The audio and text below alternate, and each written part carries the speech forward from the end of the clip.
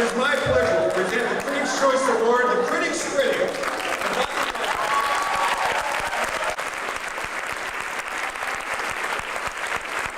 I would have come prepared to say something. I'm totally unprepared.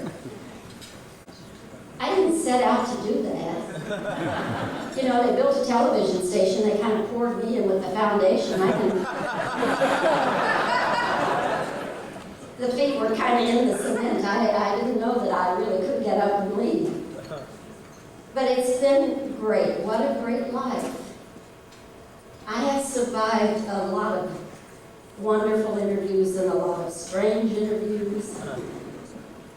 I remember one of the earliest interviews I had, and we weren't able to tape it.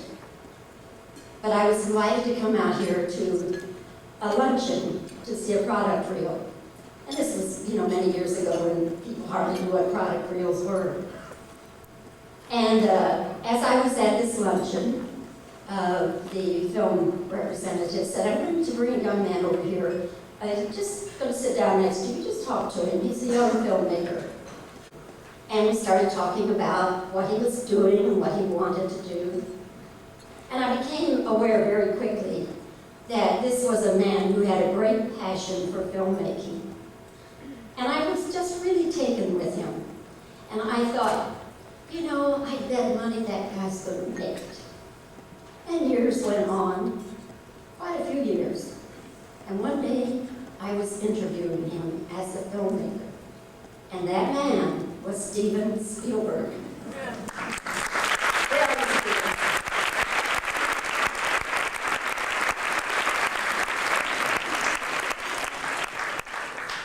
And I had been a Steven Spielberg fan since before some of you were even born. And I remain a Steven Spielberg fan.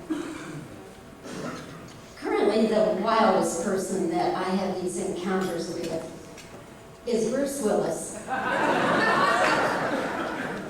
swear to God, every time I interview that guy, he sets my career back about 10 years.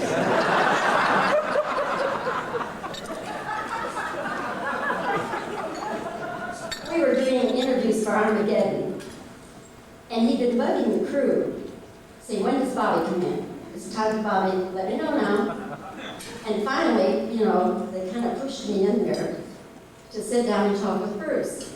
So we were rattling along, and in the middle of everything that had nothing to do with what he was going to say, he said, Bobbie, it's not like the old days when you used to come up to the canyon and we used to dance naked for 3 days.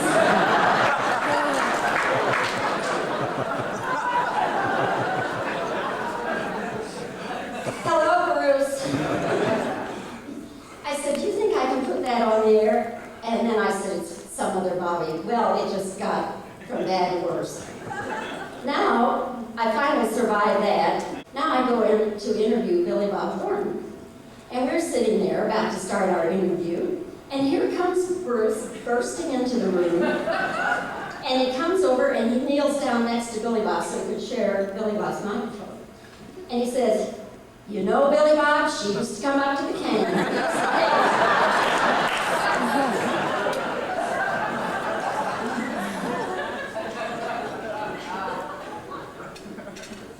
I might write a book someday, but I'm afraid it'd be X-rated. You'll buy it?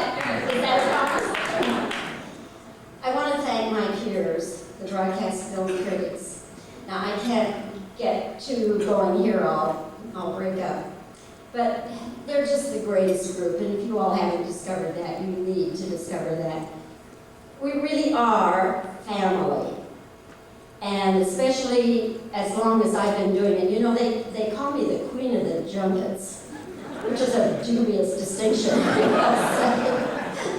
But whatever. They are my friends. They are my peers.